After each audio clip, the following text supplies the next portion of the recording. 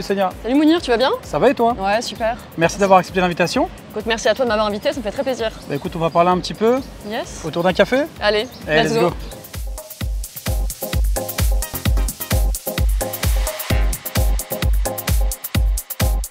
Du coup, est-ce que tu peux me parler un petit peu de ton parcours? Yes, ouais, carrément. Donc mon parcours, donc moi j'ai grandi en proche banlieue parisienne, dans une petite ville juste à côté de Paris. Dans une fratrie de 4, on était 4. Mes parents n'avaient pas beaucoup de moyens, mais ils nous ont inculqué des valeurs hyper importantes qui étaient le travail, la rigueur, l'intégrité. Voilà. Donc dans leur génération, et c'est pas que eux, mais en tout cas dans leur génération, il fallait faire des études pour réussir dans la vie, ou en tout cas avoir une vie meilleure que eux ils ont eu. Mes deux parents viennent d'Algérie et ils ont connu la pauvreté, la guerre, ils n'ont pas pu aller à l'école, et donc pour eux, le fait d'aller à l'école représentait en fait l'accès à une vie meilleure par rapport à ce qu'eux ont eu. Donc ils ont vraiment mis l'accent sur faire des études, bien travailler à l'école, faire des études. Donc je me suis appliquée et moi j'ai choisi le droit, j'ai choisi de faire des études de droit. Alors ça a été un long process, mais parce que dans mon milieu personne ne faisait du droit, je connaissais absolument pas. Et voilà, donc en gros pour la faire courte, j'ai d'abord commencé après mon bac par un IUT. Là c'est là que j'ai découvert les sciences sociales, le droit, l'éco, sciences politiques. C'est là que j'ai découvert que je m'intéressais aux sciences politiques et aux sciences économiques au sens large. J'ai fini par choisir le droit, donc j'ai bifurqué en droit, j'ai adoré mes études. Et ensuite, quand j'ai terminé mes études, je m'étais dit, ok, qu'est-ce que je fais? Est-ce que je deviens journaliste ou avocat? Sauf que c'était dommage de faire des études de droit pour pas devenir avocat. Donc j'ai passé l'examen, je l'ai eu. Ensuite, j'ai fait des stages, etc. parce que c'était pas très clair ce que je voulais, donc dans différents domaines. Et puis je suis devenue avocate d'affaires en finance. Parce que déjà à l'époque, j'avais envie de contribuer à faire en sorte de changer les choses dans la société. Ensuite, je me suis très vite rendu compte que ça allait être compliqué et qu'en tout cas, déjà qu'il fallait que je commence par me changer moi, être une meilleure personne moi-même pour ensuite pouvoir essayer d'avoir un petit impact sur les autres. Sûr, ouais. Donc j'ai choisi le droit des affaires et la finance parce que en fait, j'aime aider les autres, j'aime faire en sorte que... moi, ce que j'aimais dans le droit, c'était de faire en sorte que les gens soient contents. Voilà. Et en finance, mon job consistait à conseiller banques et emprunteurs, c'était pour des grosses entreprises, hein, c'était vraiment des gros trucs. Voilà, mon job consistait à conseiller des grandes banques ou des grandes entreprises à faire des prêts pour aller faire des projets. Et puis, et donc ce métier, j'étais bien dans ce métier. Mais il me manquait quelque chose, et à l'époque, c'était il y a plus de 10 ans, tu vois, il n'y avait pas les réseaux sociaux, c'était pas comme maintenant, et je comprenais pas en fait ce que je cherchais. Je comprenais pas, je savais juste quelque chose qui clochait. Je voulais me sentir indépendante. En fait, je voulais ne plus avoir la charge mentale de me dire comment je vais faire pour gagner ma vie. Et même, tu vois, en étant avocat, oui, je gagnais correctement ma vie, mais voilà, je voulais, sans le savoir, être indépendante financièrement. Et finalement, je m'étais dit, bon il faut que je sois indépendante, je veux écrire, déjà à l'époque, je voulais écrire, et je m'étais dit, bon, qui écrit? Les journalistes. Du coup, c'est là que j'ai décidé de devenir journaliste. Donc j'ai tout plaqué, ma carrière d'avocat, et je suis partie à Londres devenir journaliste. J'ai trouvé un job là-bas. Puis avec mes diplômes, c'était facile de trouver, etc. Parce que j'ai un diplôme d'une grande école anglaise. Et je suis devenue journaliste, et là c'était un cauchemar. J'ai détesté, c'était horrible, tout ce que je détestais. Et même financièrement, j'avais divisé mon salaire par 2, voire par 3. Vraiment, c'était la galère. Et c'est quand j'ai touché le fond que là, j'ai vraiment touché du doigt mon rêve. C'est là que j'ai compris que je voulais investir en immobilier. C'est quand vraiment j'ai touché le fond que je me suis dit, mais en fait, ouais, je vais investir en immobilier et bâtir mon indépendance financière. Donc pour recommencer un petit peu, enfin juste pour reprendre depuis le début, donc au départ, ta famille vient d'Algérie, donc un peu comme la mienne, hein. C'est pour ça que je me vois un petit peu à travers les propos.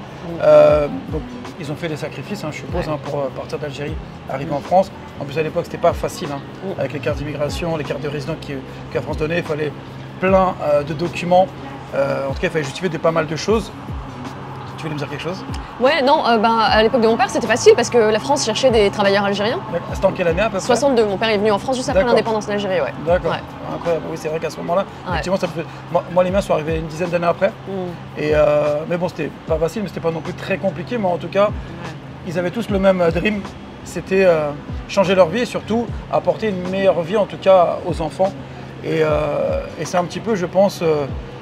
notre génération, je pense que c'est ce que nos parents voulaient, en tout cas à ce moment-là. La différence, c'est que bon, moi, pareil, hein, ils voulaient que j'aille à l'école, je me suis arrêté.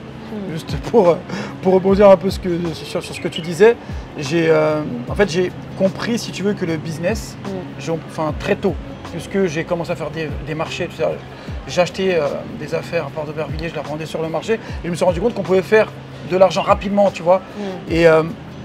Et de fil en aiguille comme ça, après j'ai continué avec les voitures, etc., etc.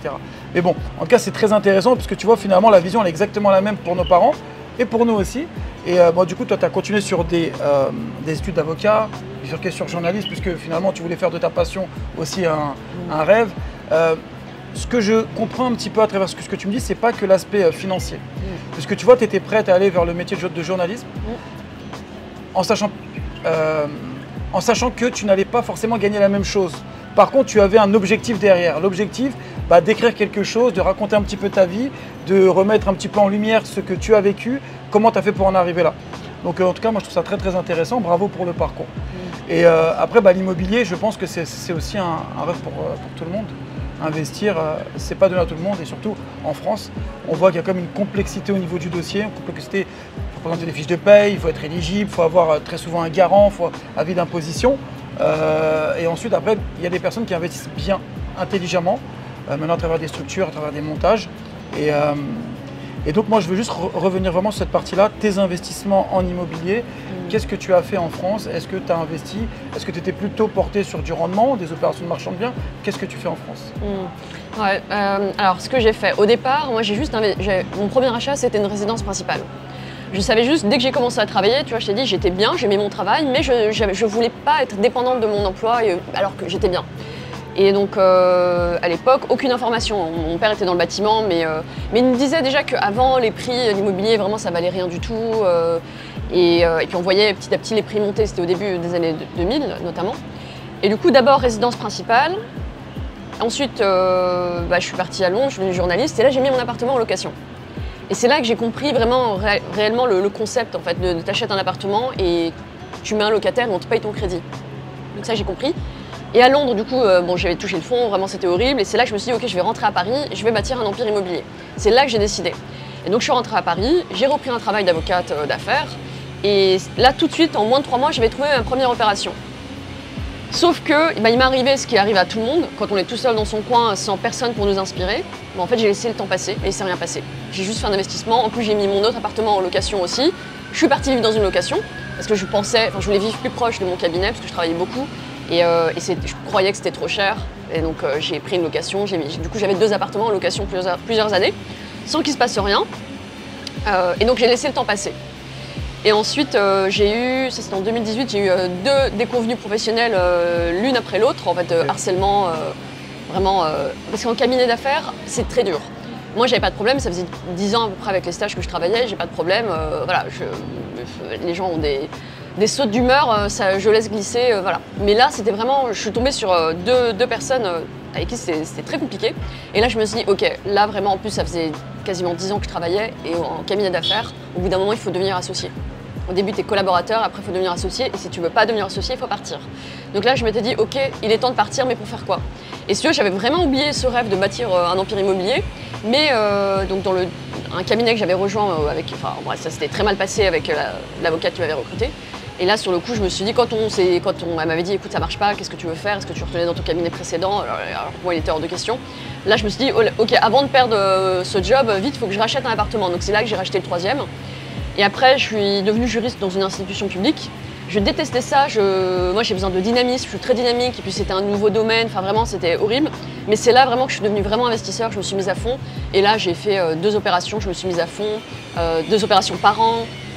Et du coup, ce que j'ai fait, c'est que j'ai acheté des taudis, soit dans des secteurs en gentrification. Ouais, à l'époque, c'était d'abord gentrification, des taudis que je transformais en logements haut de gamme, luxueux. À Paris.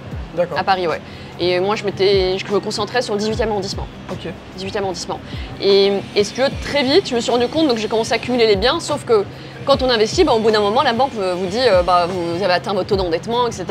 Et comme tout le monde au début… Moi, juste, t'étais en perso ou t'étais en perso. SCI? Non, j'étais en perso. Très bien. Ouais, j'étais en perso.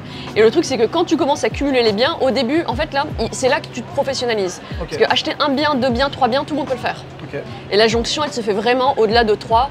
Au-delà du 3e, c'est là que tu commences à avoir des refus et c'est là qu'il faut se professionnaliser. C'est là qu'il faut avoir les connaissances. Et là, à ce moment-là, j'avais rejoint un groupe d'investisseurs à Paris. Et ça a tout changé. Parce qu'en fait, quand tu es entouré, ça change tout. Et c'est là qu'on s'est entraidé, on s'est donné de la motivation, on s'est vraiment beaucoup aidé. Et là, après, j'ai fait beaucoup d'acquisitions. Donc toujours sur ce business model, enfin sur ce modèle. Acheter des taudis, des successions tutelle, rénover avec haut de gamme. Et je les louais en luxe haut de gamme, voilà, jusqu'à ce que j'arrive à un plafond. Et là, du coup, j'ai commencé à vendre. J'ai commencé à vendre parce qu'en fait, à un moment, il faut vendre. Le secret pour aller loin, c'est qu'il faut vendre. J'ai commencé à vendre et si tu veux, ce que j'avais acheté quelques années plus tôt à 6 000 € du mètre, ben, je le revendais à 12 000. Et j'ai fait plusieurs ventes comme ça, j'ai sorti mes plus-values. Et c'est ce qui m'a permis ensuite vraiment de scaler, tu vois, parce que tu sors 200 000 €. Sur le coup, je m'étais dit, qu'est-ce que je fais avec, par exemple, j'ai sorti au total peut-être 400 000, 450. Et sur le coup, je m'étais dit, qu'est-ce que je fais? Est-ce que j'achète un appartement cash? Et en fait, je m'étais dit, non, mon but, c'est de grossir. À ce moment-là, je crois que j'avais 1,5 million de patrimoine. Et je m'étais dit, bon, maintenant, je vais prendre cet argent et je vais le réinvestir. Donc, c'est comme ça que j'ai pu lever au moins 2-3 millions avec ça, quoi, en apport. Et c'est là que j'ai compris que vraiment, il faut revendre, sortir les plus-values et puis grandir comme ça. Et là, aujourd'hui, j'ai un portefeuille immobilier de plusieurs millions d'euros à Paris et région parisienne. Quand le marché a ralenti en 2022, ma stratégie initiale, qui était d'investir dans des secteurs en devenir, elle ne marchait plus. Parce que quand le marché se rétracte, en fait, il n'y a plus d'acheteurs, enfin il y a moins d'acheteurs, donc il n'y a plus d'expansion. Donc il faut se concentrer sur les bons quartiers. Là-dessus. En fait, c'est vraiment important d'analyser le marché actuel. Ouais. Tu vois, puisque alors moi j'ai vu beaucoup d'investisseurs investir de la même façon et tout le temps et ne rien changer. Tu vois. Là, ce que tu dis, c'est vraiment intéressant parce que même la façon d'investir, la professionnalisation est importante. Et d'ailleurs, c'est ce qui est le plus important puisque c'est comme ça que tu vas optimiser. Tu vois, tu avais vraiment trouvé un marché de niche finalement. Ouais. Tu faisais et tu refaisais et ça cartonnait. Et puis, ça ne marchait plus. Pourquoi? Parce que la conjoncture a changé. Et donc, du coup, maintenant, on veut tous savoir qu'est-ce que tu as fait après. Exactement. Et petite précision, donc en fait, parce qu'il y a différentes manières de gagner de l'argent en investissement immobilier. Et ça, les gens ne le comprennent pas forcément. Et je me souviens à l'époque, quand je suivais cette stratégie, autour de moi, mes amis investisseurs se moquaient gentiment de moi en me disant Sonia, qu'est-ce qu'elle fait n'importe quoi, elle gagne pas d'argent avec ses apparts à Paris. Alors qu'en fait, quand je vois, j'ai des immeubles de rapport, c'est bien, avec 1 000 € de cash flow, je crache pas dessus. Mais par contre, je préfère 10 000 fois faire ce que je fais à Paris, acheter un taudis, le rénover, le revendre et faire 100, 200 000 € de plus-value en quelques années plutôt que d'attendre, surtout que le cash flow en fait c'est un leurre parce qu'il y a beaucoup de frais, etc. Bref, donc le marché se rétracte en 2022, ma stratégie ne fonctionne plus. Et là je me suis dit, donc il faut toujours s'adapter. Et là je me suis dit, ok, vu que j'ai toujours voulu faire du luxe, mais j'avais pas les moyens. En tout cas, je croyais, c'est marrant parce qu'on se met des barrières tout seul. Ouais, je me disais, non, l'immobilier de luxe, non, je peux pas. Et en fait, du coup, c'était juste. Tu sais quoi, j'ai commencé juste après le Covid. Ouais, juste après le Covid. Et c'est au moment du Covid que là, j'ai anticipé une baisse de prix potentielle et que j'ai vendu une grosse partie de mon parc. Donc, toujours anticipé. Il faut naviguer à travers les cycles. Et là, du coup, je me suis dit, bon, allez, je vais regarder dans le secteur des Champs-Élysées. C'est un quartier que je connais bien. J'ai toujours travaillé là-bas. Et donc, je connais très bien et je vais aller regarder. Et là, je me souviens, on sortait du confinement et j'ai trouvé une affaire mais incroyable. Parce que sur les champs, dans le secteur des champs, au prix au mètre carré, on est entre 12 000 et pas de limite. Entre 12 et 24, par exemple. Et moi, j'avais trouvé un truc à 10 500 ou 10 600, quelque chose comme ça. Et donc, comme quoi, il y a des affaires tout le temps. Et donc j'ai commencé comme ça et je l'ai acheté vraiment au feeling. Tu vois, pour le coup, j'ai même pas fait de calcul, je m'étais juste dit Champs-Élysées, luxe, j'achète à 10 000 et quelques dans un secteur qui vaut, où il n'y a pas de plafond, je prends aucun risque. Donc j'avoue, j'ai acheté sans faire les calculs, je vais dire ce qu'il ne faut pas faire, mais quand même, il faut toujours écouter son instinct. Donc je l'ai fait, je l'ai rénové, l'appart est canon. Et ensuite, j'ai découvert un mode d'exploitation. J'ai transposé ou adapté ce que je faisais dans le passé, c'est-à-dire louer des logements de qualité à des gens qui en ont besoin, à des gens qui sont de passage à Paris, que ce soit des professionnels ou des étudiants, mais c'est plutôt des professionnels, qui sont de passage à Paris et qui veulent un logement de qualité, confortable. Ils viennent avec leur valise, leur ordi et c'est bon, ils passent 6 mois à Paris, ils sont bien, quoi. Et là, tu vois, les loyers, c'est pas les mêmes, et même les prix, c'est pas du tout les mêmes, t'as pas de plafond. Et du coup, depuis 2020-2021, c'est ce que je fais, j'achète sur le Champs-Élysées. Et voilà, donc là j'ai fait 3 ou 4 opérations dans le secteur. D'accord. Voilà. Et donc aujourd'hui? Donc aujourd'hui, j'ai fini mes investissements en France, j'ai envie de passer à autre chose. J'en suis à une étape de ma carrière d'investisseur où j'ai envie d'aller investir à l'étranger. Donc là, je suis en train d'explorer d'autres marchés. Tu vois, je regarde l'Espagne, je regarde Dubaï, je regarde aussi en Asie. En Asie, il y a beaucoup d'opportunités. Donc c'est vraiment un autre step. Et souvent, en fait, les gens, quand on leur parle d'investissement à l'étranger, souvent ils fantasment, ils se disent ah oui, mais je veux, ok, la France. Tu vois, il y a des gens qui sont très négatifs sur la France et qui disent ouais non, je veux plus investir en France, je veux investir à l'étranger. Oui, mais ce que les gens ne réalisent pas, c'est que la France est un incroyable paradis fiscal pour les investisseurs immobiliers. nulle part dans le monde, tu as la possibilité d'emprunter à 100% pour acheter un bien immobilier. Dans tous les pays, on te demande au minimum 20% jusqu'à 50%. Et en France, on te prête de l'argent. Il suffit d'avoir une situation stable, CDI, voilà, d'avoir une situation stable, et là, les banques te suivent. Donc, pour ceux qui veulent investir à l'étranger, c'est doucement. C'est d'abord, il faut lever du capital, investir en France, profiter de l'effet de levier de la dette que la France offre. En plus, avec tous les atouts fiscaux qu'on a en France et qu'il n'y a nulle part ailleurs. Tu vois, par exemple, je t'ai dit que je regardais en Espagne. En Espagne, moi, ce qui m'enquiquine, c'est les 19% d'impôt sur le revenu locatif. Ouais. Voilà. En France, pour te dire, je loue depuis 11 ans maintenant. J'ai commencé à louer en 2014. Là, en 2025, je n'ai jamais payé un centime d'impôt sur mes revenus locatifs. Alors que je rentre beaucoup de loyer, quoi. Donc voilà, donc d'abord, première phase, profiter de l'effet de levier en France, profiter aussi du marché immobilier français qui est très stable, et ensuite partir à l'étranger une fois qu'on a terminé sa phase d'investissement en France. Ouais. Et tu vois, finalement, on revient un petit peu à ce que tu disais, c'est-à-dire que on n'est pas que attiré par l'argent. Ouais. Tu vois, puisque là aujourd'hui, tu regardes à l'étranger, sachant que tu as trouvé un marché, tu as trouvé une stratégie, tu as trouvé une façon de gagner de l'argent en France. Aujourd'hui, tu es attiré par autre chose. Donc notre adrénaline, finalement, soit aux entrepreneurs, aux investisseurs, n'est pas que l'argent finalement. Ah ouais. Et c'est marrant parce que j'en parle à chaque fois avec des professionnels de l'immobilier. Exemple, j'ai un gars qui vient me voir, un marchand de biens en France, et qui me dit, voilà, moi le but c'est de venir gagner de l'argent à Dubaï. J'entends tous mes copains qui gagnent de l'argent à Dubaï. Il me parle un petit peu, donc il m'explique qu'il a fait comme toi plusieurs opérations de marchand de biens en France, en Belgique, sur des immeubles, sur des taudis, sur des maisons. Et donc, voilà, moi je lui explique un petit peu qu'à Dubaï, il y a plusieurs façons de gagner de l'argent. Ouais. Tu vois, on peut gagner de l'argent en payant 20% en attendant 2-3 ans, et on peut gagner de l'argent. Je lui explique aussi qu'on peut racheter des biens en cours de construction, chose qu'on ne peut pas forcément faire en France. Et sur les 12 derniers mois, on va avoir une augmentation justement de la valeur, et c'est là où ça va devenir intéressant, puisque en plus on va profiter des plans de paiement d'avant, donc ton retour sur capital investi, il va être hyper intéressant. Et aussi, on peut faire du marchand de biens, c'est-à-dire qu'on peut acheter de l'ancien, d'accord. Moi-même je l'ai fait à titre personnel, je l'ai fait dans pas mal de quartiers, ou même acheter des terrains et faire de la construction. Personne n'en parle, moi j'en parle, je l'ai fait, donc il y a plusieurs façons de gagner de l'argent. Et tu vois, finalement, je lui ai donné plein de conseils, mais il est toujours revenu sur l'opération de marchand de biens. Puisque je pense que le marchand de biens, ce qu'il aime, c'est vraiment acheter quelque chose, le rénover, et revendre ou optimiser son rendement en termes de loyer. Donc voilà, donc c'est pas que l'argent finalement. Et tu verras, en tout cas moi de ce que j'entends de plus en plus, vu que tu n'es pas forcément attiré par l'argent, mais tu n'es pas attiré par les challenges, enfin tu es attiré par les challenges, je pense que tu vas, à mon avis, en tout cas si tu viens à Dubaï, peut-être faire des opérations de marchand de biens. Ah, complètement, ouais.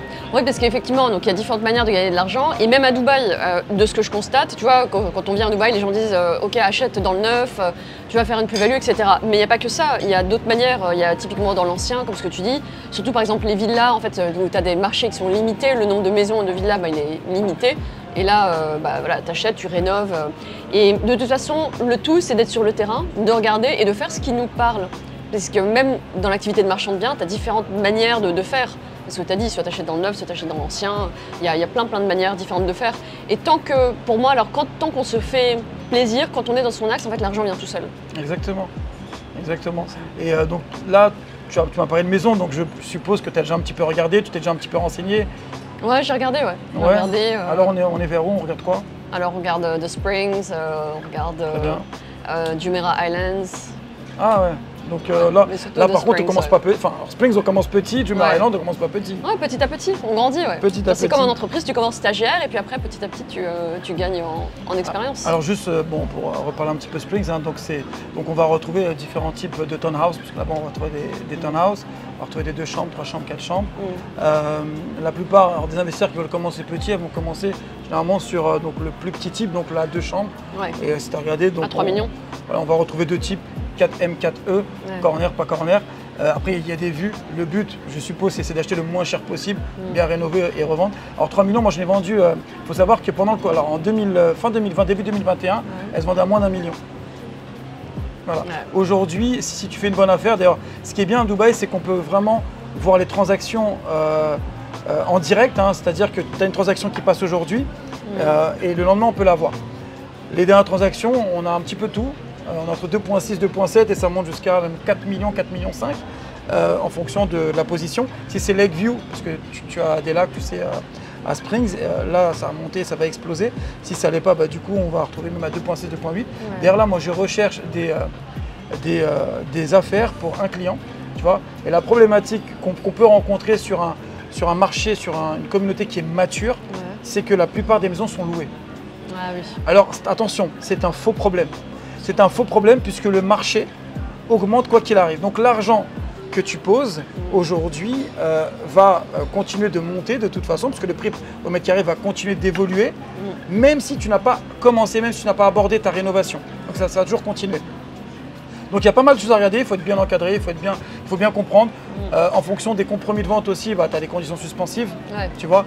Mais ce qui va faire exploser le marché, c'est vraiment les transactions transparentes qu'on peut voir sur notamment DXB Interact, tu vois. Ouais. Et le meilleur conseil que je vais donner à quelqu'un, si, admettons, tu veux démarrer ton investissement, en tout cas ce type d'investissement, et tu aimes vraiment Springs, si tu te lances dans les 4M par exemple, donc c'est les deux beds mitoyennes, ce que tu dois faire, c'est que tu dois en acheter une. Faire ce que tu as à faire avant de la revendre. C'est-à-dire que quand tu signes ton compromis de vente, avant de faire la transaction, il faut tout de suite en racheter 2-3 supplémentaires. Pourquoi? Parce que le jour où la transaction va passer, donc admettons, tu l'as acheté 3 millions comme tu as dit, tu l'as revendu à 3,8 millions, ok? Ou 4 millions, peu importe. Le jour où la transaction va passer, qu'est-ce qui va se passer? Tous les brokers vont annoncer à tous les propriétaires, allô, vous avez vu la dernière transaction d'une 4M, elle vient de passer à 3,8 millions. Donc du coup, tous les brokers vont éduquer les propriétaires vont augmenter le prix du marché. Et donc là, en revente, on ne va plus du tout en retrouver à 3 millions. Et c'est ce qui fait que Dubaï ne fait qu'augmenter. Et ça, on l'a vu avec Downtown, on l'a vu avec Jumeirah Island, et on le voit constamment. Mais j'ai quelques quartiers à te présenter, en tout cas, si tu es ouverte à ça, qui sont peu connus ou pas du tout connus encore du marché. Ouais. Donc, c'est quoi le next step aujourd'hui? Alors le next step, c'est d'investir à l'international, d'explorer différents marchés et du coup de faire de l'achat-revente. Parce que moi, je dis toujours, même tu vois, aux personnes que j'accompagne, on gagne de l'argent à la revente. Ouais. Voilà. Parce qu'on a trop entendu sur les réseaux sociaux, là ces dernières années, acheter un immeuble et vous devenir rentier. Non, c'est pas comme ça, ça se passe pas comme ça. C'est t'achètes un bien immobilier et ensuite c'est soit tu attends tranquillement et puis tu rembourses ton capital, idéalement tu as effectivement un cash flow mais de toute façon qui est grignoté par les frais d'entretien du bien, ou soit en fait tu achètes et tu revends rapidement. Mais ça c'est un métier, c'est vraiment ce qui est, c'est le marchand de biens. Ouais. Donc, mais ce que je dis aux gens du coup c'est, pour démarrer, il faut se constituer la plus grosse base possible, le plus gros capital possible. Et il faut profiter de la chance qu'on a en France de pouvoir emprunter et se constituer ce capital en partant de zéro littéralement, quoi. Donc déjà ça, et donc ensuite, après, une fois qu'on a constitué son portefeuille immobilier, là on est libre de faire autre chose. Moi, si tu veux, ma vision de l'immobilier, c'est je ne fais pas de l'investissement immobilier pour gagner de l'argent, je le fais pour me sentir libre et pouvoir m'épanouir dans toutes les activités qui me font rêver. Et c'est ce que j'enseigne aussi dans mes accompagnements. Et donc une fois qu'on a fait ces investissements, soit on peut rester dans son job, soit on devient entrepreneur, soit on devient marchand de biens. Donc moi je suis en train de faire un petit peu, je suis devenue entrepreneur et du coup par la force des choses en train de devenir marchand de biens. Et puis surtout que c'est une passion, en fait c'est un plaisir, c'est juste un plaisir, je ne vois pas faire autre chose. Enfin si, j'ai d'autres projets derrière, mais une fois qu'on a goûté à l'immobilier, c'est une addiction. Ouais. Très, très recommandable. Ah oui, bien sûr. Et il y a d'autres endroits que tu regardes à part Dubaï? Ouais, je regarde l'Espagne. Ouais. Qu'est-ce que je regarde? Bali, tu regardes un petit peu? Bali, j'ai regardé. Ouais. J'ai regardé, mais Bali, ce qui me gêne, c'est que t'es pas propriétaire du terrain. Et moi, personnellement, ça me gêne. En fait, c'est un produit financier. Quand tu vas à Bali, tu achètes un produit financier. Parce que tu achètes, par exemple, une maison. C'est juste, voilà, tu as le droit de l'exploiter pendant 25 ans. Voilà, et moi je fais l'immobilier aussi pour la sécurité, donc j'aime bien l'idée de me dire, parce que j'aime bien garder, tu vois, il y a des biens que je garde, moi je le fais dans l'idée de me dire, voilà, j'aime bien avoir quand même une base, parce que je me rends compte, en fait, plus le temps passe, une fois qu'on a investi, plus le temps passe, plus on s'enrichit, et de manière relativement passive. J'aime pas utiliser le mot passif, je veux pas donner l'impression que vraiment, voilà, parce que c'est quand même une charge, c'est quand même une responsabilité. Mais si tu veux, plus le temps passe et plus tu t'enrichis. Et ce qui fait qu'en fait, tout au long de ta vie, à chaque fois que tu as envie de te lancer dans un projet, à chaque fois que tu as besoin de faire une dépense ou un investissement, que ce soit positif ou négatif, mais en fait, tu as juste à vendre un de tes biens. Et voilà. Alors c'est moi, Bali, j'ai toujours pensé exactement de la même façon que tu penses, sauf depuis il y a à peu près 1 ou 2 semaines. Justement, c'est marrant parce qu'en off, on parlait de certaines choses qui sont beaucoup plus liées à l'humain, tu vois, et à la façon de penser, et surtout à tout ce qu'on donne en tant qu'entrepreneur, en tant qu'investisseur, à toute l'énergie qu'on donne finalement. Et je me suis rendu compte qu'en vrai, tu vois, par exemple, avoir une maison à Bali, attention, je ne vends pas à Bali, je connais personne à Bali, j'ai aucun intérêt à Bali, je te le dis, c'est quoi mieux que ça? J'ai jamais été à Bali. Par contre, ça fait des années qu'on m'en parle, ça fait des années que je regarde, ça fait des années que j'ai rien fait. Il y a quelques jours, voilà, avec certaines conversations que j'ai pu avoir, etc., je me suis rendu compte que bon, aujourd'hui, quand tu pars en vacances, tu as plein de destinations. Bali en fait partie. Oui. Aujourd'hui, en été, c'est top d'aller à Bali. Le climat, il est nickel. Enfin voilà, ma femme, elle a été à Bali il y a quelques mois et franchement, le seul mot que j'ai retenu, c'est j'ai kiffé, je veux y retourner. Ouais. Voilà. Donc, je me suis dit quoi? C'est hyper rentable, puisque aujourd'hui, on voit quand même des acteurs de l'immobilier à Dubaï, à Bali, qui gagnent de l'argent grâce à leur investissement. C'est hyper rentable. On peut en profiter. Je vis à Dubaï, pas toi encore, mais peut-être bientôt. Ça, je ne sais pas. Mais ce que je veux te dire, c'est qu'à Dubaï, en été, alors il y a au moins un mois où il faut partir. D'accord? Pour sortir de Dubaï. Bon, attention, hein, tu es plus content de revenir à Dubaï que de partir de Dubaï. Mais quand tu pars, finalement, tu vas où? Alors, il y a plein d'endroits, bien sûr, mais je pense que Bali fait partie de ces belles destinations où tu peux acheter, donc investir, pardon, gagner de l'argent, profiter aussi. Ouais. Alors oui, tu as le leasehold, mais pas que, hein, tu as aussi du freehold à Bali, parce que là, je suis en pleine recherche, hein, pour être transparent avec toi. J'ai vu du 25 ans, du 35 ans, j'ai vu du freehold, donc propriétaire à vie. Et même si je ne prenais pas de freehold, pourquoi pas prendre une maison hyper rentable, juste pour moi, pour me faire plaisir, et sans compter le rendement que je vais avoir, sans savoir si dans 25 ou 35 ans, parce que tu sais, ça me fait penser un petit peu, en fait, c'est un peu comme en France, on te dit, ouais, mais il faut mettre de côté pour la retraite. Mais ça se trouve, la retraite, tu ne vas jamais l'avoir. Et si tu ne penses pas à aujourd'hui, si tu ne penses pas à vivre aujourd'hui, et tu remets toujours tout à demain, finalement, tu fais rien. Tu vois, finalement, en fait, tu es dans un cercle vicieux qui t'entraîne, tu mets de l'adrénaline, parce qu'on est passionné. Et quand on est passionné, on donne tout, tu vois. Et finalement, à force de tout remettre à demain, malheureusement, on ne profite pas aujourd'hui. Donc, finalement, cette idée de Bali, je l'ai remise dans ma tête. Voilà, donc, je ne sais pas si tu dois le faire ou pas, mais en tout cas, c'est comme je partageais un petit peu la même vision que toi il y a quelques temps, du coup… Alors tu dis quelque chose de très important, c'est qu'effectivement, il faut vivre et en fait, les investissements, il faut les faire, il faut investir dans les endroits qui nous plaisent. Moi, Bali, j'ai été 2 fois et j'aime pas. En fait, c'est pas pour moi, j'aime pas, je suis pas à l'aise avec l'idée d'être dans un pays qui est un pays pauvre et d'être, tu vois, dans un confort, dans un pays, être entouré de personnes qui n'ont pas les moyens, ça me fait pas kiffer. Et puis voilà, juste j'aime pas la vibe de Bali, c'est pas pour moi. Mais par contre, les investissements que je regarde, tu vois, je te dis en Espagne, etc., c'est des endroits où effectivement je me vois vivre une partie de l'année. Et c'est des investissements que j'envisage sous l'angle effectivement déjà de résidence secondaire, mais aussi d'investissement en location courte durée pour que ça génère de l'argent et avec un potentiel de plus-value. Où ça en Espagne, excuse-moi de te… Alors Marbella et Ibiza. Marbella et Ibiza. Ouais, Marbella et Ibiza. Ouais. Alors Marbella, j'en ai entendu du bien. Ouais, Marbella, j'aime beaucoup. Ouais. J'ai déjà été plusieurs fois. Mais Marbella, je t'ai dit, moi, ce qui m'a un petit peu freiné, c'est la fiscalité à 19% sur les revenus locatifs. Ça m'a gêné. Voilà, c'est pour ça que je te dis qu'en France, on a vraiment beaucoup de chance. Ça m'enquiquine. Ouais. En fait, si tu veux, moi, de ce que j'ai compris, alors, parce que j'ai vraiment fait des belles opérations à Dubaï, hein, et ça, si tu veux, on en parlera. Mais en fait, si tu n'as pas d'argent, si tu veux vraiment utiliser le levier bancaire, si tu veux commencer à gagner un petit peu d'argent, c'est vrai que la France est peut-être intéressant. Puisque voilà, aujourd'hui, hier, c'était quand même plus facile qu'aujourd'hui. Mais en tout cas, Dubaï, de ce que je sais, et je ne parle pas de ce que les gens font, je ne parle pas de ce que les gens disent, je parle de ce que moi je fais, j'ai rien vu dossier rentable sur des opérations achat-revente. Et même, j'en ai jamais entendu. Pourtant, je parle avec beaucoup d'investisseurs. Vous savez, nous, aujourd'hui, notre groupe, DRN, on est sur une moyenne de 2-3 appartements, 2-3 biens par jour. Donc, on parle avec beaucoup d'investisseurs, des primo-excédents, des investisseurs qui ont diversifié, etc. Et franchement, j'ai vu des opérations ici, mais incroyables, Sonia. Vraiment. Bien sûr. Il faut toujours y croire. Il faut toujours y croire, parce qu'on pense toujours que c'est trop tard. Mais ça, c'est l'excuse, on va dire, de celui qui fera jamais rien, tu vois. Il n'est pas trop tard, tu vois. Au contraire, c'est que le début, parce qu'en fait, quand on fait de l'achat-revente ou quand on investit en immobilier, il faut choisir un secteur qui est déjà en augmentation. Et donc, quand tu es dans ce type de marché, tu es porté par la dynamique haussière du secteur. Bien sûr. Et donc ça, c'est le premier facteur. Et le deuxième, c'est quand tu es dans un marché qui attire des personnes qui ont du capital, comme c'est le cas à Dubaï, en fait, c'est le double effet qui se coule.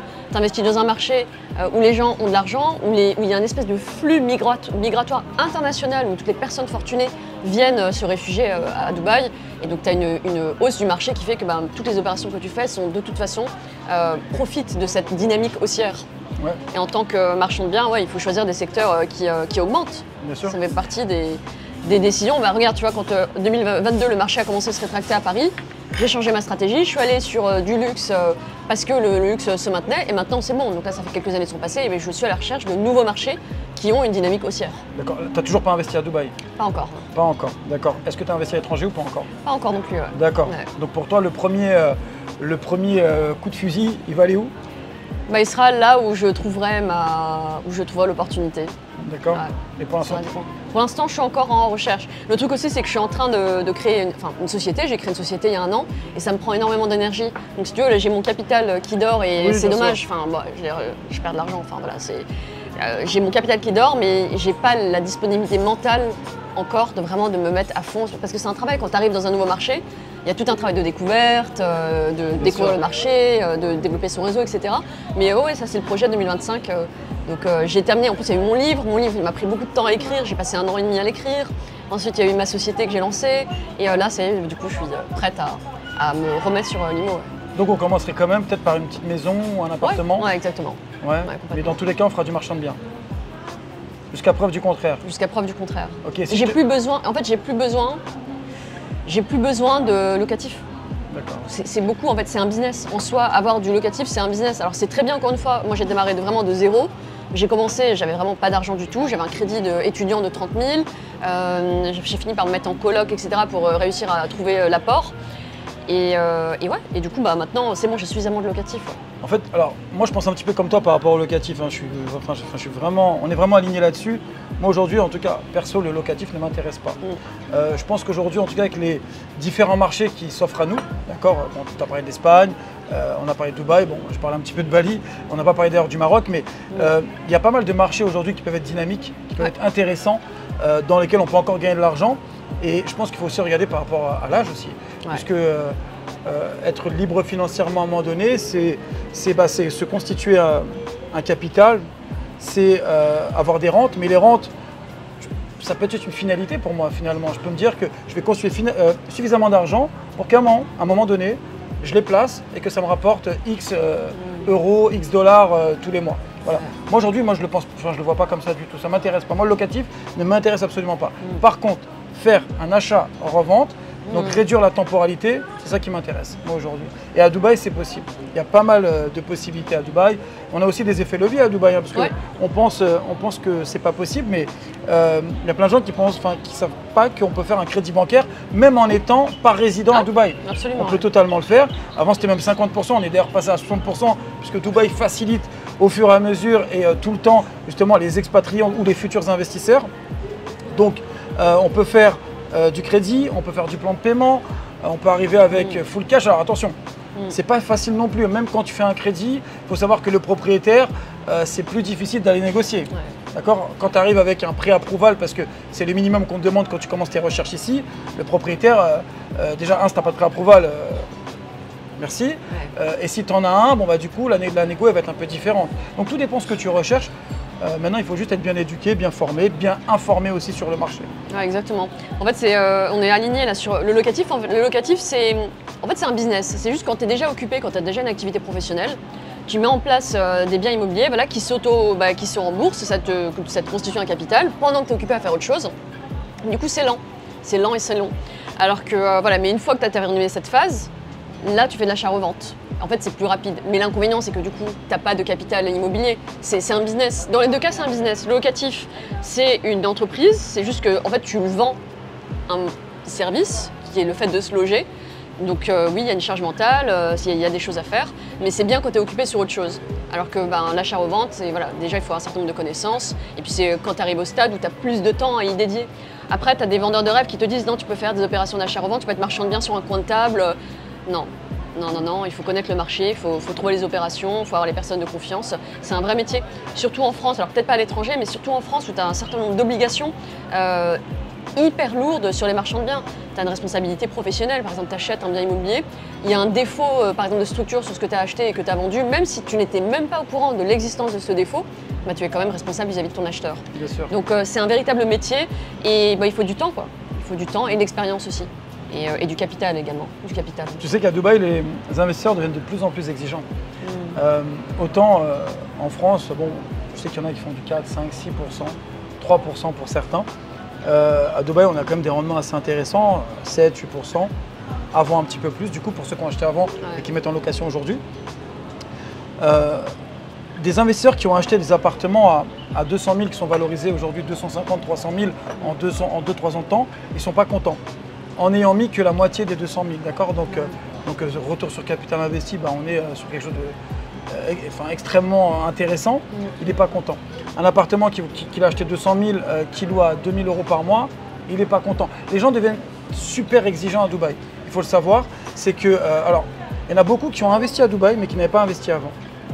Donc, tu vois, il n'y a pas d'élément comparatif. Tu vois, ce qui est intéressant dans tout ce que tu nous as dit avant, c'est que tu nous as vraiment expliqué tout ton parcours. Et encore, hein, toi, tu as été sur un parcours de niche, hein, parce que le marchand de biens, c'est pas fait pour tout le monde, c'est pas facile non plus. Il faut être bien entouré, il faut connaître des bons cabinets avec qui on va travailler, etc. À la différence d'ici, ils arrivent de France, et c'est très bien, parce qu'on les éduque là-dessus. Ils investissent, et tu sais, ils pensent que, la plupart des investisseurs pensent que en achetant 200 000 €, ils vont gagner 5 000 € par mois. Tu vois? Et ça, c'est une grosse problématique qu'on rencontre aujourd'hui. Un gars qui a acheté un appartement à 500 000 €, il est valorisé un an après à 600 000 €, il n'est pas content. Tu vois?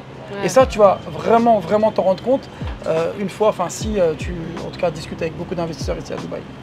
Ouais, donc comme ils n'ont pas d'éléments comparatifs, ils ne se rendent pas compte. Et la phrase de fin, c'est « mais finalement, Dubaï, c'est nul ». Voilà. Je tourne entre 7 et 9-10%, d'accord, parce que bon voilà, c'est pas intéressant. Il y en a qui veulent investir à Downtown par exemple, tu sais, moi je leur dis tout de suite, Downtown, parce que je connais très bien, je connais toutes les tours, je connais quasiment presque toutes les séries d'appartements de Downtown, les superficies. À Downtown, je leur dis que le rendement va être, si on a de la chance, on va être un petit peu plus de 6%, quoi. Ah mais c'est pas intéressant. Ouais, mais on parle de net. Voilà, déjà net, et surtout il y a la valorisation. Parce que Downtown, tu sais, moi ce que j'aime bien dire aux gens, la mer on la trouve dans le monde entier. Hein. Le Burj Khalifa il a un seul endroit, tu vois.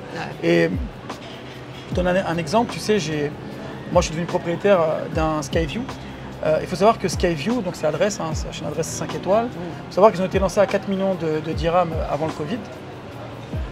Pour les 2 beds face Bourges. Chaque année, à partir de 2021, ils ont pris 1 million de dirhams. D'accord? Donc, tu vois, c'est marrant parce que tu m'as parlé tout à l'heure de pendant un an, mon argent n'a rien fait. C'est-à-dire que la moyenne à Dubaï, elle est 18% d'augmentation. Et sur les maisons, beaucoup plus. Et sur les petits appartements, un petit peu moins. Et voilà, mais en tout cas, sur Skyview, par exemple, c'est 1 million de dirhams. 2021, donc il était à 5 millions. 2022, 6 millions, etc., etc. Et ça ne fait que monter. Tu vois? Et si tu le louais, tu louerais presque pour 500 000, allez 400, aujourd'hui on est entre 420 et 480 000 dirhams. Tu vois, moi je l'ai upgrade, etc. Je voulais faire une opération de marchand de biens, finalement je ne l'ai pas faite parce que je ne veux pas revendre. Finalement là, tu vois, là je commence un peu à changer ma façon de penser. Tu vois, là je me dis finalement je veux le garder pour du patrimoine. Pas parce que je veux le mettre en location, parce que je veux vraiment le garder pour du patrimoine, parce que ça reste un bel appartement avec une belle vue, tu vois, ça reste renommé, quoi. Ça. Et puis parfois en fait on a juste envie de garder certains biens et je pense qu'il faut s'écouter. Mais après aussi, il faut apprendre à vendre au bon moment parce que là, on est sur un marché qui est en forte hausse. C'est comme parier entre 2015 et 2022. Bien sûr.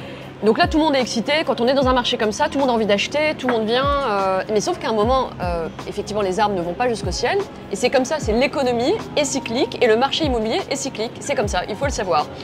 Donc d'expérience, tu vois, j'ai été dans cette phase où j'avais des biens vraiment de très bonne qualité. Tu vois ce que je t'ai dit, quand à un moment j'avais vendu tout ce que j'avais dans le 18e, j'en avais quand même gardé un, je m'étais dit bon il est juste à côté de Montmartre, j'ai quand même envie de le garder, etc. Sauf que du coup quand les prix ont corrigé, la valeur elle est passée de 400 000 à 330 000. aucun regret parce que de toute façon, entre-temps, il y a la capitalisation et puis il y a l'abattement pour durée de détention, etc. Ce qui fait qu'en net, je finis par vendre l'appartement et ce qui fait qu'en net, j'ai le même résultat que je l'ai vendu 4 ans avant ou après.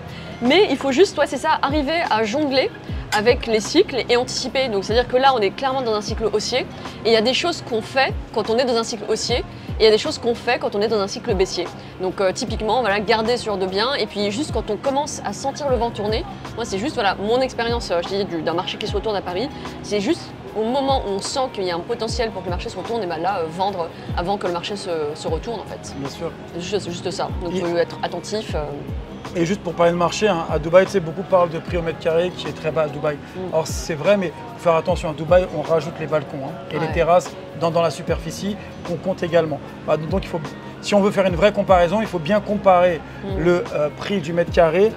Si on peut le comparer en tout cas avec l'Europe ou avec n'importe quel pays, hein, parce que j'aime bien dire oui, regarde à Singapour c'est tant, Monaco c'est tant. Attention, là-bas ils ne comptent pas les balcons, ici on les compte. D'accord. Donc forcément il y a une différence si on retire les balcons. Et les appartements qui ont des très très grands balcons. Hein. Donc pour te dire que des fois on va te dire que tu es à 5-6 000 euros le mètre, en fait tu es à 7-8 000 euros le mètre quand tu calcules à la façon dont tu as l'habitude de calculer. Tu vois. Est-ce qu'aujourd'hui tu aurais des questions, Sonia, en tout cas on va rester vraiment sur Dubaï. Est-ce que tu aurais des questions peut-être auxquelles tu n'as pas encore forcément de réponse ou tu es encore peut-être un petit peu hésitante, puisque les questions que tu as aujourd'hui peuvent être également des questions que des personnes ont. Et aujourd'hui, le but justement de cette rencontre, c'est de partager de l'information. Oui, complètement. Alors, il y a un truc sur les différents types d'investissements à Dubaï. Bon, après, donc moi, ça fait un certain temps que je viens à Dubaï, je connais assez bien. Je suis venue pour la première fois en 2020, c'est en 2020, novembre 2020. Et puis à chaque fois, en tant qu'investisseur, on regarde toujours l'IMO, on fait des visites, voilà. Et moi, il y a un sujet. Bon, j'ai fini par trouver les réponses avec le temps, mais c'est qu'au début, quand on arrive, tout le monde dit « Ok, il faut que tu achètes un appartement sur plan et tu vas le revendre en cours de construction et tu vas gagner de l'argent comme ça. » Mais du coup, j'ai regardé et puis j'ai des amis autour de moi qui ont appliqué cette stratégie. Et en fait, on se rend compte qu'on ne gagne pas forcément d'argent en cours de construction. J'ai des amis qui ont essayé de mettre en vente leurs biens pendant la construction et il n'y avait pas d'acheteurs. Donc ça, c'est la première chose. Donc j'imagine, la réponse qu'on m'a dit, c'est qu'il faut bien choisir son promoteur. C'est typiquement, il faut aller dans des endroits stratégiques. Voilà. Mais en même temps, moi, ce qui me gêne avec cette stratégie, c'est de bloquer du capital pendant 2-3 ans dans l'espoir, quelque part, enfin l'espoir. Voilà, c'est que tu arrives au début de la construction, tu prends un risque, donc en fait, tu payes ce premium et tu attends la fin de la construction pour que ton bien soit plus cher. Donc ça, je vais... Non, bien sûr, oui. Non, je pensais que tu avais posé une autre question, c'est pour ça. Oui, c'est clair. Et donc, il y a ça, mais du coup, moi, je comprends maintenant qu'il y a d'autres opportunités. Typiquement, ce qu'on disait tout à l'heure, acheter un bien dans l'ancien, enfin dans le secondaire, le rénover et le revendre. Là encore, c'est pareil, ça dépend. Si tu vas dans une tour à la Marina qui est ancienne, il faut faire très attention parce que les gens préfèrent le neuf, le tout beau, tout neuf ici. Mais après, sinon, il y a les villas. Voilà, il y a différents moyens de gagner sa vie. Tu en as parlé, la construction, etc. Donc voilà. Qu'est-ce que tu penses de tout ça Alors, moi, en tout cas, pour les personnes dont tu me parles, c'est juste qu'à mon avis, les agents, les personnes en tout cas à qui elles ont parlé, n'ont pas été transparentes ou peut-être certaines fois manquent également d'un petit peu de compétences. Mais je m'explique, attention. De compétences, attention, c'est juste que peut-être qu'elles n'ont pas assez d'expérience ici à Dubaï. Hein. La transparence, c'est quoi? C'est que il fut un temps, mais aujourd'hui on peut le dire, mais forcément à l'instant T on ne pouvait pas le dire. Tu vois. Et il est vrai que, en tout cas je disais, et j'ai toujours dit, et depuis le début, il y a plusieurs façons d'investir à Dubaï. Tu vois, j'ai commencé par là. Tu ne m'as même pas posé la question que j'avais déjà anticipé. Il y a l'achat sur plan, on peut acheter, revendre pendant la construction et ou en tout cas le garder, etc., à la livraison. Et ça, je vais bien détailler ce que je disais parce que je ne m'arrêtais pas là, moi. Les gens s'arrêtent là. Hormis que je peux revendre minimum à partir de 24 mois. De 0 à 24 mois, et là je vais être très clair, ceux qui te disent qu'il va y avoir des plus-values ne connaissent pas le marché secondaire, n'ont jamais fait de marché secondaire. Maintenant, s'il manque cette information-là, tu sais, puisque tu me dis que ça bloque de l'argent. Et oui, ça bloque de l'argent si on ne m'avait pas informé avant que ça bloquait de l'argent. Si dès le départ, je t'ai dit, Sonia, c'est très simple. Tu vois, aujourd'hui, tu as plusieurs façons d'investir. Si tu investis sur plan, donc si tu choisis cet investissement-là, tu vas mettre 20% aujourd'hui, d'accord, pendant 24 à 28 mois, part du principe, 24 mois que tu ne gagneras rien. La plupart des promoteurs, il faut savoir qu'elles commencent la construction 6 à 12 mois après la commercialisation. d'accord? Parce que c'est tout un process. Alors ça pourrait être une vidéo qui peut durer encore 2 heures, mais vraiment, ici à Dubaï, hein, parce que des fois même, tu as des arrêts de construction, ils doivent faire un appel d'offres, retrouver des constructeurs, etc. Et ça, c'est tout à fait normal ici à Dubaï. Ouais.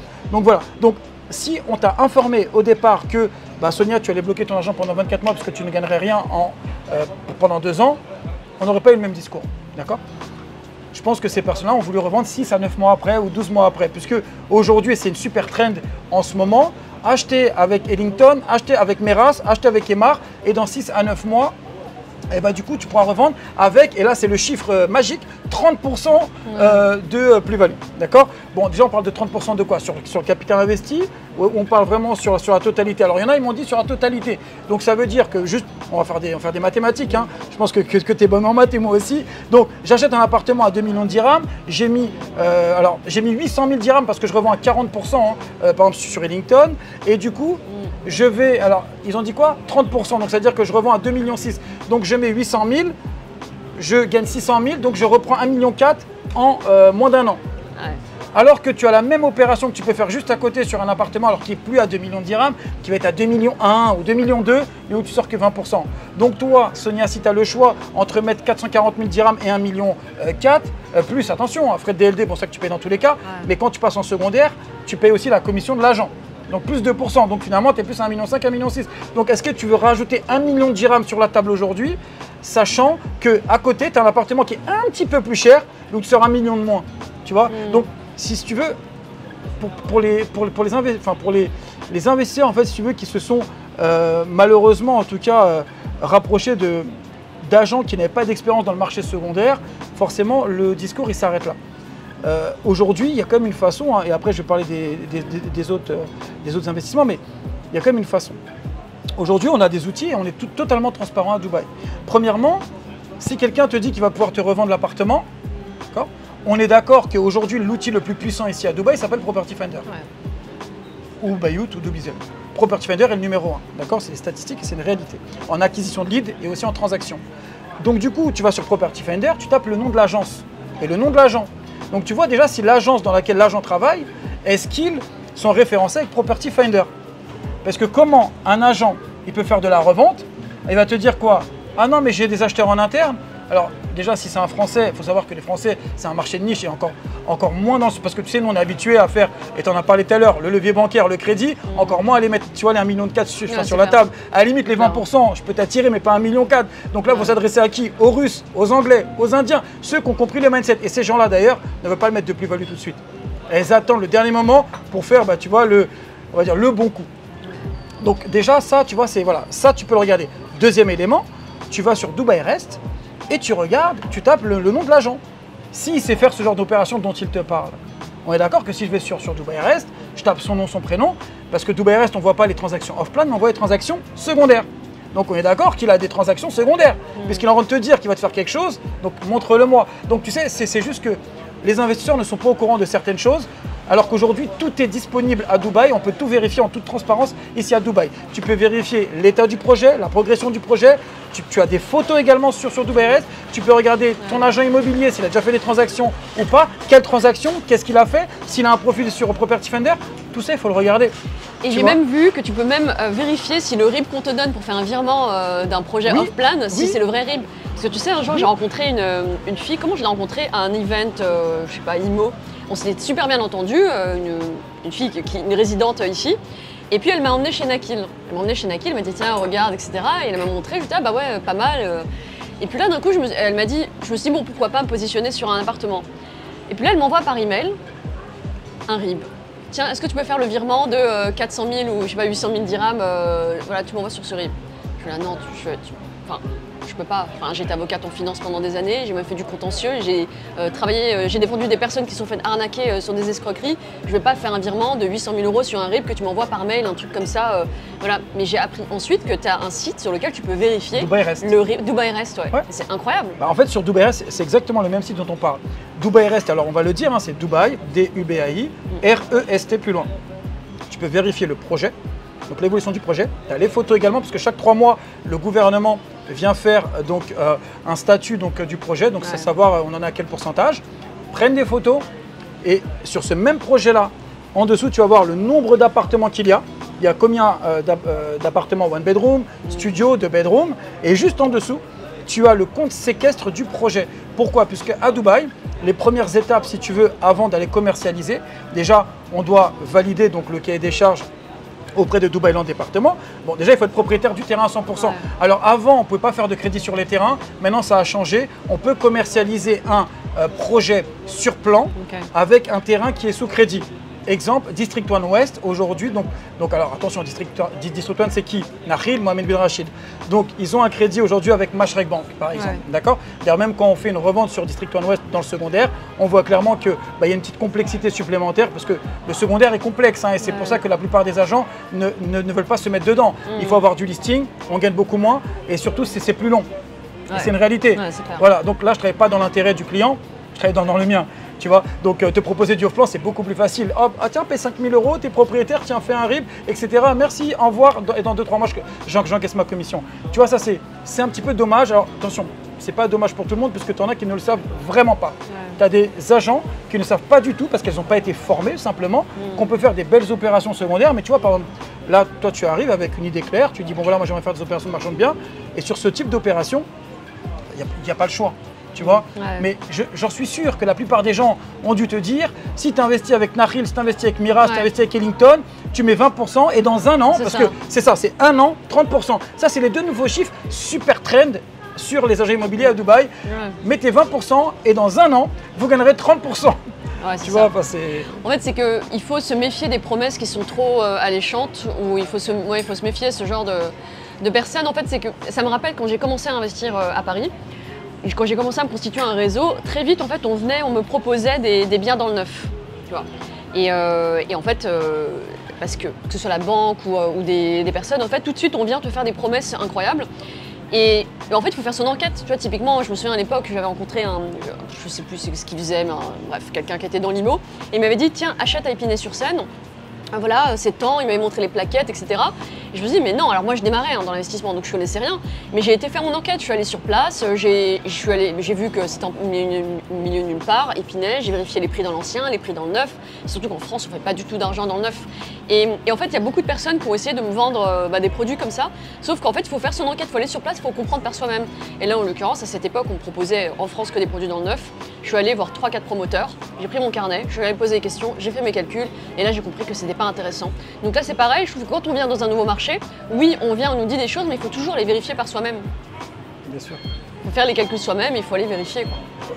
Moi je suis totalement d'accord, de toute façon moi c'est ce que je dis, on s'informe, on se forme, d'accord?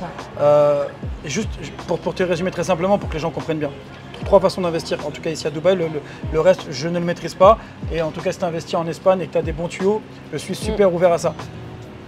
On veut mettre un minimum de cash, on part sur plan, par contre on attend. C'est minimum 2 à 3 ans. Au bout de 3 ans, ce qui va être intéressant à la remise des clés, c'est que là, tu as tous les investisseurs qui vont arriver avec l'effet levier du crédit bancaire, parce qu'on peut faire un crédit bancaire que quand le bien est livré, sauf pour certains biens maintenant, tu sais, avec certains promoteurs, quand le bien est à 50%, même sur plan, quand on a déjà payé 50% et que le bien est à 50%, je peux faire également un crédit bancaire. Voilà, mais généralement, on part de la remise des clés. Je veux réduire la temporalité. Donc là, j'arrive sur un bien qui est donc livré dans les moins d'un an. Tu vois, donc pareil, finalement, tout est logique. Je vais sortir beaucoup plus, mais là, je vais chercher la bonne affaire. D'accord? Troisième, je suis un passionné. Je suis un passionné et puis je vais là où le vent m'amène, d'accord? Parce que c'est une réalité. C'est une réalité. Il faut vraiment être passionné pour faire ça. Moi, je fais des opérations de marchand de biens. Il y a beaucoup de quartiers aujourd'hui. Et tu sais quoi, je vais te les donner. Si tu veux de la maison, alors Springs, j'aime bien. Pour moi, le plus gros potentiel aujourd'hui, la The Villa. Si tu veux faire de l'opération. On est un peu plus cher, on ne démarre pas à 3 millions comme à Springs. On est sur des villas indépendantes, on va démarrer à 6 millions de dirhams. D'accord? Donc, le potentiel, il est incroyable. C'est Jumeirah Island, il y a 3-4 ans. Les mêmes maisons qu'on vend aujourd'hui à Jumeirah Island à 20 millions et plus dirhams, donc 5 millions d'euros et plus, je les vendais en 2021-2022 à 2 millions d'euros. Tu vois, donc elles ont fait x3, quasiment x2,5, x3, alors que alors qu'il ne s'est rien passé, réellement. C'est juste que, voilà, c'est juste le temps. Tu vois, et même si tu n'avais pas rénové, si tu n'avais pas fait les opérations, comme ils ont pu faire sur Miami, etc., dans tous les cas, même les autres qui sont encore anciennes, elles ont explosé et ils ont mis 0, tu vois. Donc The Villa, c'est un bon quartier, on est à côté des écoles qui est intéressant. En termes d'appartements, alors Downtown, c'est très difficile. de trouver des biens. Les gens, la plupart disent ouais mais tu vois c'est noir partout à Downton, les appartements ils sont vides parce que ça c'est le truc des Français, hein, tu sais les Français. Oh non mais regarde tous les appartements ils sont noirs, tiens regarde il n'y a personne qui habite. Non mais c'est juste qu'en fait tu as des gens qui ont plein d'appartements dans le monde entier et pour eux bah, justement si tu veux ces gens ils ont tellement d'argent que c'est juste une résidence même pas secondaire, hein, tertiaire peut-être et du coup ils viennent ici à Dubaï de temps. Ces gens-là, donc ces investisseurs-là ne mettent même pas ni en Airbnb ni en location long terme, ne souhaitent pas les revendre, d'accord? Parce que c'est juste un bien qu'ils ont ici à Dubaï, tu vois. Donc Downton c'est bien, tu as City Walk qui commence à devenir intéressant. Beaucoup parlent encore de la Marina JBR. Moi, j'y suis un petit peu moins familier pour être transparent avec toi, surtout de par les commodités, parce que quand tu veux faire une opération de marchand de biens, oui, tu as l'appartement lui-même, tu as des beaux volumes dans l'ancien, mais je regarde beaucoup les commodités et je trouve que la Marina et JBR, elles commencent à être ça commence à être un petit peu compliqué. La bonne nouvelle, c'est qu'on peut le voir à Downton, sur des bâtiments comme 29 Boulevard, Boulevard Central, Stand Point. Ils ont refait complètement les réceptions. Ils sont en train de refaire toutes les commodités, même les piscines. Et ça parle même, alors depuis 2 ans, hein, parce que j'avais un appartement à The Residence, ça parle même de ravalement de façade. Voilà. Donc tu vois, on y arrive petit à petit, mais on y arrive. Donc voilà, Marina, je suis un peu moins familier. Je dis pas que c'est pas bien, je dis juste que je maîtrise un petit peu moins. Ouais, mais en fait, c'est qu'on est spécialiste de son secteur. Exactement. On connaît son secteur parfaitement. Exactement. Et du coup, est-ce que, j'ai une autre question aussi, donc on parle ici, ça fonctionne par communauté. Voilà, le développement urbain, il s'est fait à l'américaine, les gens habitent dans des quartiers où il y a des commerces, il y a tout, c'est ce qu'on appelle les communautés. Donc est-ce que les gens maintenant, qu'est-ce qu'ils recherchent? Ils recherchent à vivre dans des communautés ou est-ce qu'ils sont plus, tu vois, centre-ville, downtown, habiter dans une tour c'est comment le marché? Ou est-ce qu'il y a un marché pour tout, il y a de tout? Alors, si tu veux, tu sais, il y a eu cette trend de localisation. Beaucoup l'expliquent par un quartier d'activité, par un centre-ville, par un monument, d'accord, par la mer.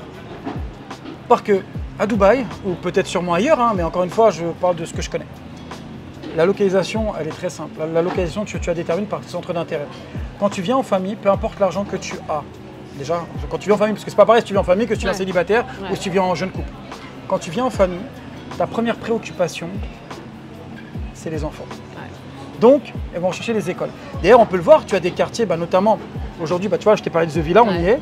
On est à côté d'Academic City, de Silicon Oasis. Tu as des quartiers comme Al-Barari qui ont explosé.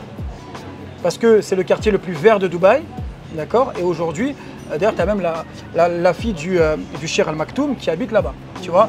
On n'est pas à côté du Burj Khalifa, on n'est pas au niveau de la mer. Non, tu prends toute la carte de Dubaï, tu pointes le milieu au hasard et on est là. Voilà. Ça s'appelle Al-Barari, tu vois, plus de 60% de verdure. Tu as des quartiers encore, tu vois, comme Jumeirah Island, tu en as parlé, qui sont sympas, parce que si je veux avoir une proximité, on va dire, de la mer, etc., du coup, j'ai Jumeirah Island.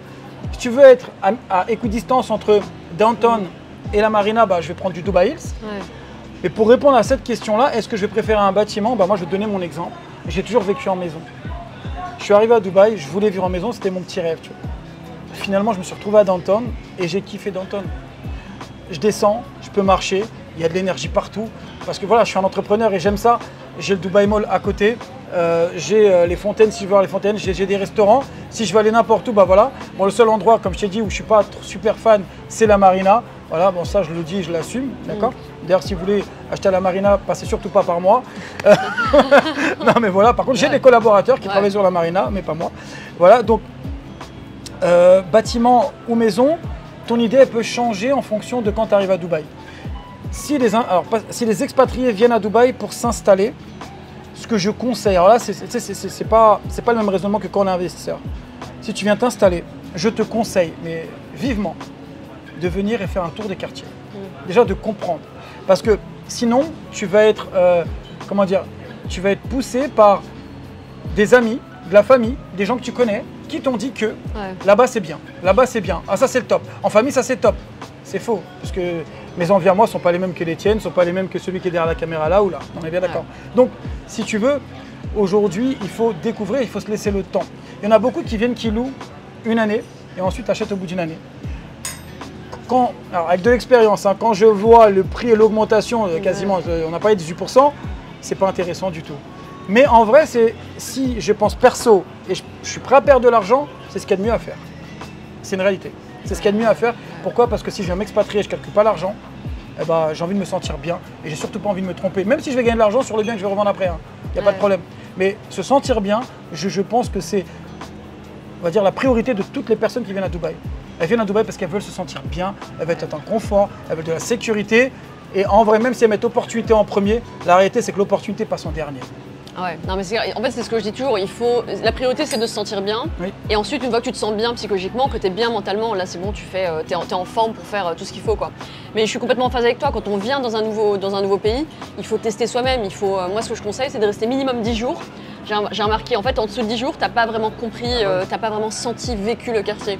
Donc minimum 10 jours, ça peut être en vacances, de venir plusieurs fois, d'aller dans Airbnb, d'aller dans différents quartiers, et puis là tu sens comment tu vois comment tu te sens et si tu te sens à l'aise quoi. Donc du coup pour répondre, de ce que je comprends dans ta réponse, c'est qu'il n'y a pas forcément, il vaut mieux aller dans une communauté ou il vaut mieux aller en centre-ville, ça dépend. Ça dépend de chacun. Ça dépend, Et surtout, il faut le vivre, il faut venir et s'imprégner, comme tu as dit. C'est assez important pour moi, prendre le temps, surtout si vous venez en couple. Alors je sais que les hommes aiment bien faire la voiture bélier, tu sais. À part que moi, j'ai vu des cas où il vient, voilà, non, moi je viens, ma femme elle vient dans 3 mois, une fois que je suis installé, que j'ai fait ci, j'ai fait ça. Mais très souvent, la femme, elle arrive avec les enfants, elle kiffe pas trop, etc. Très souvent, ils veulent se rapprocher d'écoles où ils se sont inscrits. Finalement, ils n'arrivent pas à s'inscrire dans cette école, ils s'inscrivent dans une autre école, donc du coup, ils doivent changer. Enfin voilà. Donc tu veux, il y a plein de paramètres à prendre en compte. C'est pas si facile, mais il ne faut pas non plus complexifier les choses n'importe comment, quoi. Vraiment, venez à Dubaï, prenez votre temps, rapprochez-vous de personnes compétentes, réfléchissez, voilà, analysez le marché, ça va. On est en bonne santé pour le moment, tout se passe bien. Voilà, il ne faut surtout pas se précipiter. Moi, c'est ce que je dis aux gens. Et de toute façon, dans ma réponse, c'est la meilleure façon de pérenniser, que ce soit un business ou même des relations, tu vois. Voilà. Donc, Sonia, la suite, c'est quoi? Alors déjà, donc ça fait 1 an que j'ai sorti mon livre. Donc ça m'a pris beaucoup de temps. Ensuite, j'ai créé mon entreprise pour accompagner les gens à investir en immobilier et à se construire un portefeuille immobilier qui leur permet, s'ils le souhaitent, de se détacher de leur activité professionnelle actuelle et puis ensuite de vivre la vie vraiment qui est celle dont ils rêvent. Parce que, en tout cas, ça a été mon cas. Quand on vient d'un milieu populaire où il n'y a pas d'argent, mais en fait, on n'a pas la latitude, on n'a même pas l'espace mental pour rêver, pour imaginer son scénario de vie idéal. Donc moi, mon objectif, là, c'est d'accompagner un maximum de personnes à investir en immobilier pour se construire la vie dont ils rêvent. En tout cas, se donner la possibilité de changer de vie s'ils le souhaitent. Donc ça, c'est l'objectif. Et puis, donc en parallèle, continuer à investir, toujours. Donc m'installer et investir dans des marchés internationaux pour diversifier. Et puis profiter surtout aller sur des marchés qui sont en forte hausse. Voilà, il est temps de se diversifier et d'aller ailleurs. Et puis en tant qu'investisseur, en fait, on est toujours en évolution perpétuelle. Donc jusqu'ici, j'étais investisseur immobilier en France et maintenant, donc, par la force des choses, je suis en train de devenir marchand de biens. Ce n'était pas le cas dans le passé. J'étais vraiment un investisseur patrimonial. Et voilà, donc business, entrepreneuriat et immobilier. On pense peut-être à une future installation à Dubaï? Ouais, ça fait partie des endroits qui sont dans la shortlist.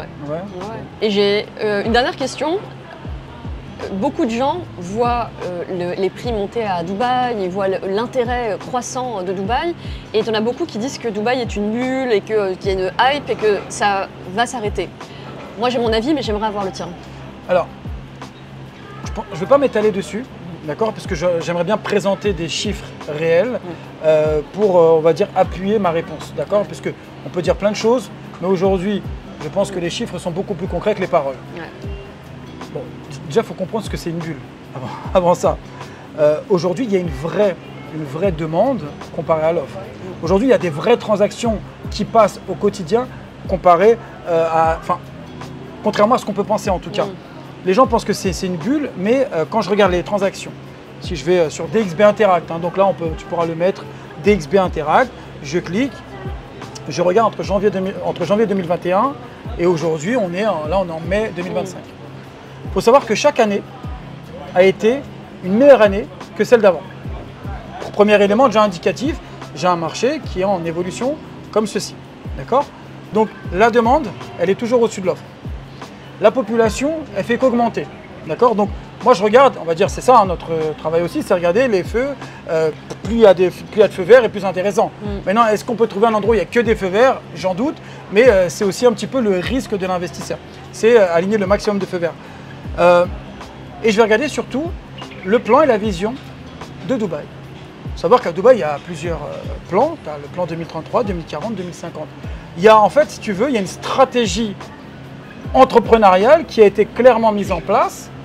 Et surtout, au-delà de cette stratégie entrepreneuriale qui a été mise en place, c'est que tout ce que Dubaï a dit, Dubaï l'a fait. Alors, il y a eu un petit peu de retard sur certaines choses, mais je regarde aussi la réactivité et l'adaptation justement de la ville par rapport à ce qu'ils ont dit et comment ils ont réagi à certains cas, notamment on peut parler des inondations, l'arrêt du Burj Khalifa. Il y a eu beaucoup de choses justement où, si tu veux, Dubaï a été contraint de réagir rapidement. Et la réaction a toujours été,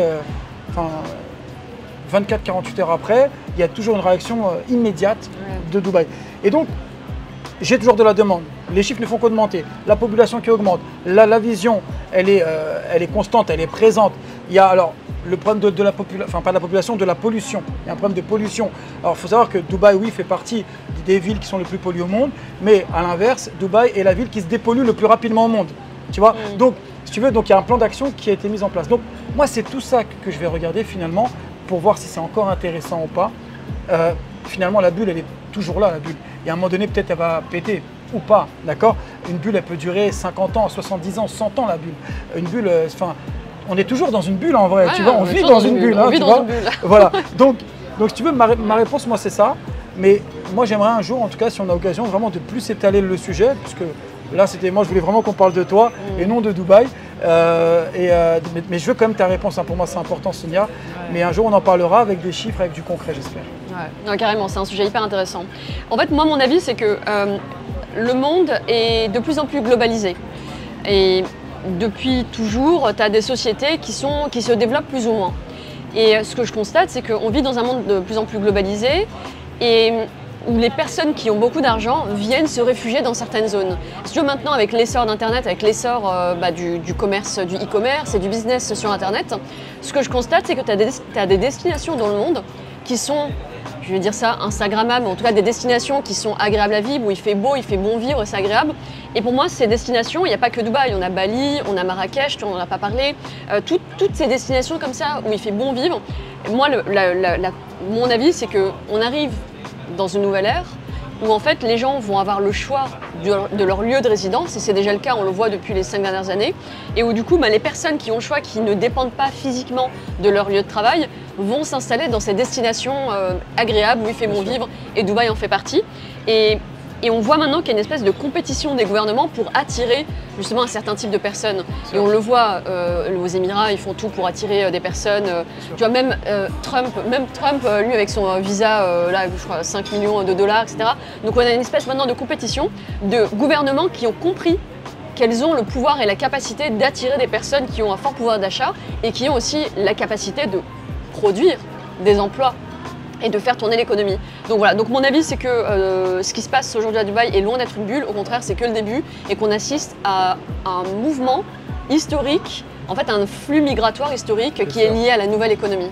Et surtout, on fait partie de cette histoire, justement, tu sais, pour les gens qui disent que peut-être c'est trop tard, parce que chaque année ils le disent, hein, depuis la fin du Covid, c'est chaque année trop tard. Après, oh non, mais c'est à cause de l'expo, c'est à cause de la guerre, c'est à cause de ci, c'est à cause de ça.